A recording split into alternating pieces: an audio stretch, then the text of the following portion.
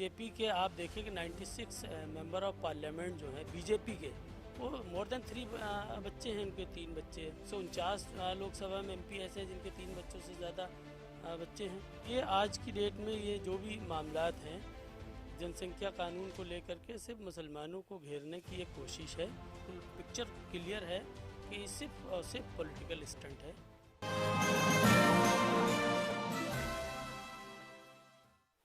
नमस्कार, मैं आमिना और आप देख रहे हैं यूएनएन। उत्तर प्रदेश सरकार ने चुनाव के ठीक पहले एक कानून लाने का मसौदा तैयार करना शुरू कर दिया और वो कानून है जनसंख्या नियंत्रण कानून।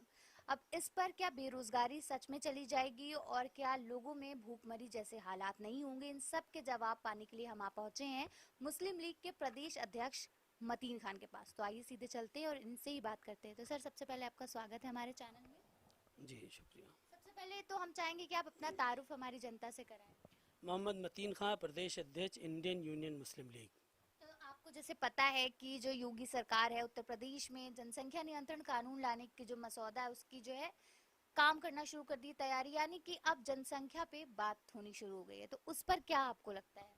देखिए, ये सब कुछ बहुत आया है, बिल्कुल पिक्चर क्लियर है कि ये सिर्फ और सिर्फ पॉलिटिकल स्टंट है। बल्कि बीजेपी के आप देखें कि 96 मेंबर ऑफ पार्लियामेंट जो हैं बीजेपी के, वो मोर देन 3 बच्चे हैं, उनके 3 बच्चे हैं। और उसके बाद अगर आप देखें कि 149 लोकसभा में एमपी ऐसे हैं जिनके 3 बच्चों से ज़्यादा बच्चे हैं।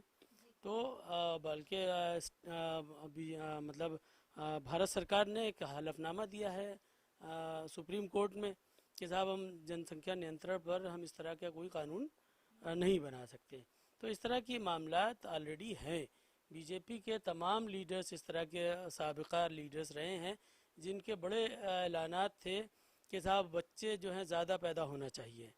और ये सिर्फ और ये आज की डेट में ये जो भी मामलात हैं जनसंख्या कानून को लेकर के सिर्फ मुसलमानों को घेरने की एक कोशिश है कि ये सिर्फ चाहते हैं कि हिंदू वर्सेस मुस्लिम इलेक्शन कर दिया जाए। क्योंकि अभी जो इलेक्शन हुए हैं, पंचायत के इलेक्शन हुए हैं, इन इलेक्शन में बीजेपी की जो शिकस्त है उस शिकस्त से ये लोग बहुत ज़्यादा घबराए हुए हैं। और क्योंकि आज प्रदेश के अंदर, यूपी के अंदर ख़ास करके देखें कि पश्चिमी उत्तर प्रदेश में भाजपा के किसी लीडर की हैसियत नहीं कि वो गांव में जाकर के प्रचार प्रसार कर सके।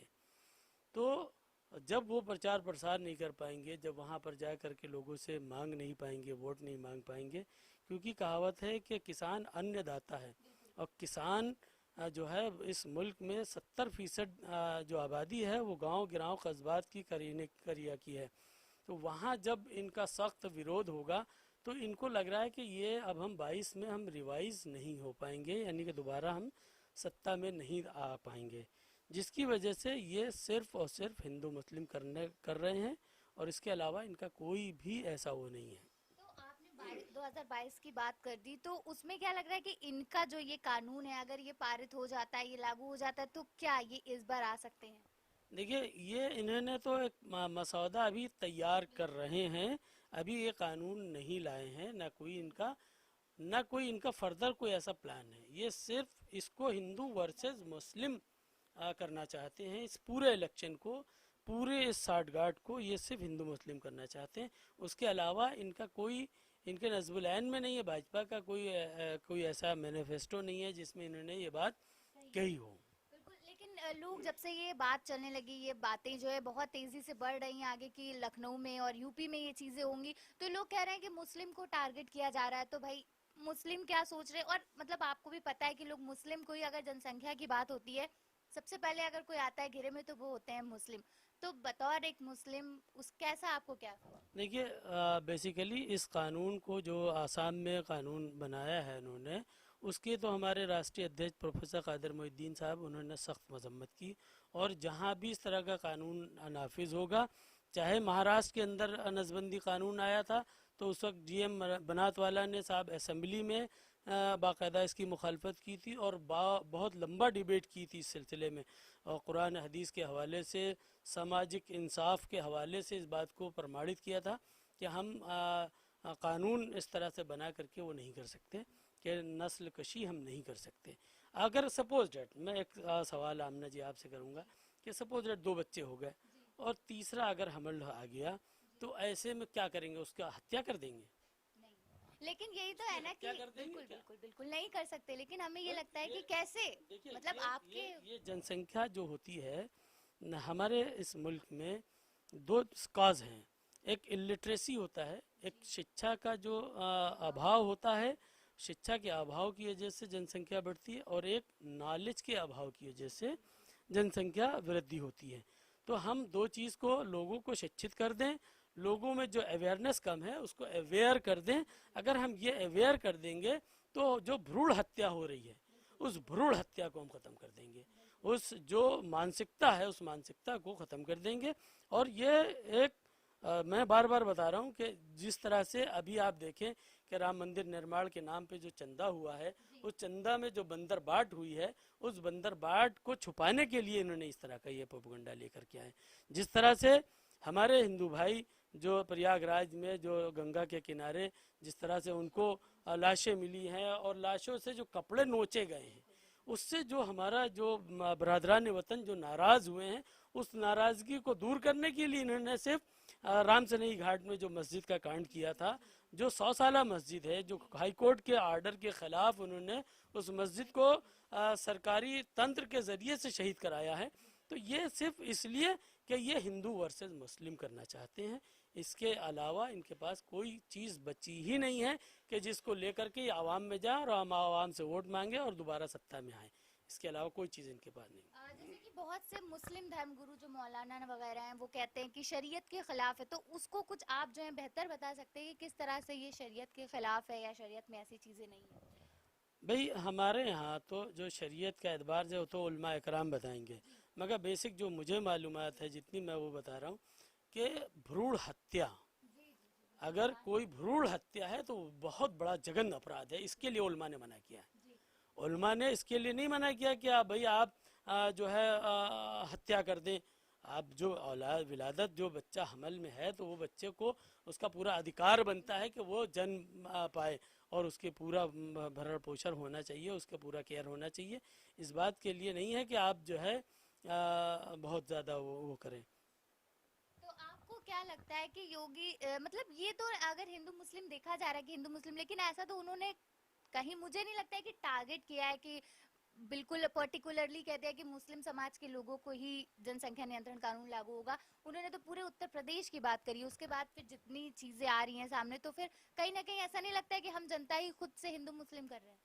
नहीं, असल मामला ये नहीं है। मामला ये है कि देखिए उनका कहीं पे निगाहें और कहीं पे निशाना, ये बेसिक टारगेट है उनका। उनका टारगेट जो है इस मुल्क का गरीब किसान मजदूर परेशान हाल जो है, उसमें मुसलमान भी है, जो वांछित तबका है, जो समाज की मूलभूत सुविधाएं से वांछित है, उनको किस तरह से ये कब्जे में कर लें। बस बेसिक टारगेट ये है कि ये सिर्फ मुसलमानों को टारगेट करके, और उसमें जो हमारा मूल निवासी भारत का है, जो मूल निवासी प्रदेश का है, जिसका अधिकार जो उनको राइट थे वो राइट उनको नहीं मिल पाए, जो रिजर्वेशन उनको थे वो नहीं मिल पाए, जो उनको शिक्षा के अवसर मिलना चाहिए वो नहीं मिल पाए, जो उनको अधिकार मिलना चाहिए तो नहीं मिल पाए, उनको दबाने के लिए ये कानून को बनाने की तैयारी की जाए। तो आपको क्या लगता है कि ये योगी सरकार ये कानून ला पाएंगे? भाई मुझे तो नहीं लगता है कि योगी सरकार इस तरह का कोई कानून ला पाएगी। इस तरह से सिर्फ एक प्रोपगंडा है और ये सिर्फ इलेक्शन में करके जो है वो कर रहा है। जैसे आप देख लें कि अभी इस तरह से धर्म परिवर्तन को ले करके उन्होंने जो है उमर गौतम जी को जिस तरह से हैरेस किया है, जिस तरह से उनके वीडियोस आ रहे हैं कि वो बताया जा रहा है मूक बधिर कॉलेज में जा करके, स्कूल में जा करके, और मूक बधिर स्कूल के जो प्रिंसिपल मैनेजर्स हैं, जो स्टाफ है, वो कह रहे हैं यहाँ कभी आए नहीं। तो इस तरह का एक झूठा प्रोपगंडा करके अभी जैसे हो रहा है कि साहब इस मुल्क के अंदर ही जो सिख हैं, सिख वर्सेस मुस्लिम कर दिया जाए, तो सिख लड़की को ला करके और सिख को कुछ भाजपा के सिखों के ज़रिए से उसका विरोध किया जा रहा, बल्कि वो लड़की सिख लड़की आ करके इंटरव्यू दे रही है कि साहब इस तरह का कोई ना मामला नहीं। 2012 से हम मुसलमान हुए हैं, 14 में हमने शादी की है और मैं खुशखुर्रम रह रही हूँ। मुझे खाली एक माहौल क्रिएट किया जा रहा है कि साहब मुसलमान ज़्यादा बच्चे पैदा करते हैं, ये मुसलमान ज़्यादा इलिटरेट हैं, मुसलमान जो हैं वो धर्म परिवर्तन करा रहे हैं, मुसलमान जो है अवैध कब्जा कर रहे हैं, मुसलमान गुंडे बदमाश हैं, ये सिर्फ एक मामला है। और उनको घेर करके, मुसलमानों को बदनाम करके, हिंदुओं को पोलराइज करके ये दोबारा सत्ता में बैठना चाहते हैं। बस यही इनका इंटेंशन है। तो क्या लगता है आपको कि इस बार कौन आएगा, अखिलेश या योगी? भाई देखिए, जस्टिस जो करेगा, और ये ज़रूरी नहीं है अभी इलेक्शन में बहुत से मोड़ आएंगे। भाई ऐसा नहीं है कि मुसलमान किसी का ज़र ख़रीद ग़ुलाम हो। मुसलमानों की तादाद 21.6 करोड़ यूपी में है। तो इतनी यूपी में तकरीबन परसेंटेज में है 20%, 21% मुसलमान है। तो अप्रॉक्सीमेट 21% अगर कोई डिसाइड करना चाहेगा तो वो कर सकता है। उसको ये वोटिंग राइट है कि वो अधिकार है कि वो मुस्लिम लीग को भी वोट दे करके इक़्तिदार में ला सकता है, और समाजवादी को भी, और कांग्रेस और बहुजन को तो इससे पहले इक़्तिदार में ला ही चुके हैं। तो वाई नॉट मुस्लिम लीग? मुस्लिम लीग आएगी तो जस्टिस करेगी। जैसा केरल में हमने शिक्षा प्रणाली लागू की है, वहाँ पे बहुत कुछ कंट्रोल किया है, वहाँ इस तरह के फ़िरका परस्तों को कंट्रोल किया है। समाजवादी पार्टी, बहुजन समाज, दूसरी पार्टी जो हैं फ़िरका परस्ती को काबू नहीं कर पाए हैं। ये बात बहुत वाज़े हो गई है। मुस्लिम लीग ही है जो इनको काबू में कर सकती है। तो भाई इन्होंने तो बहुत अच्छी बात करी, और मैं बता दूं कि इनकी भी एक खुद की जो है पॉलिटिकल पार्टी है मुस्लिम लीग, जो शायद 2022 में आप लोग भी अपनी पूरी तैयारी से आएंगे, और यहाँ पर आप लोगों का कैसा रहेगा? बिल्कुल, हम लोग यहाँ अभी हमारा 10 तारीख को, 10 जुलाई को आगरा में प्रदेश कार्यकारिणी की मीटिंग है, उसमें हम डिसाइड करेंगे, और उसके बाद फिर पूरे यूपी का भ्रमण करेंगे, और जहाँ जहाँ हमारी स्ट्रॉन्ग यूनिट्स हैं वहाँ पर हम कंटेस्ट करेंगे, इलेक्शन लड़ेंगे। और अगर कोई भी हमसे गठबंधन, जैसे मूल निवासी की पार्टी है, बहुजन मुक्ति पार्टी है, या और इस तरह से पार्टीज़ जो हैं, जो सेकुलर पार्टीज़ हैं, हमसे अलाइंस करना चाहेंगे, हम उनके अलाइंस ग्रुप में भी इलेक्शन लड़ेंगे। बहुत अच्छी बात है। तो भाई हम बात कर रहे थे यहाँ पर जनसंख्या नियंत्रण कानून की, और जैसे इन्होंने बताया कि किस तरह से प्रोपेगेंडा फैलाया जा रहा है और जनसंख्या नियंत्रण कानून की बात हो रही है। तो अगर आपसे एक मैं पर्सनल क्वेश्चन पूछना चाहूँ, तो आपके कितने बच्चे हैं? मेरे 3 बच्चे हैं, मेरे 2 बेटे हैं, 1 बेटी है। तो मतलब कि क्या है कि जो हम लोग भी 3 भाई बहन हैं, ऐसा नहीं है।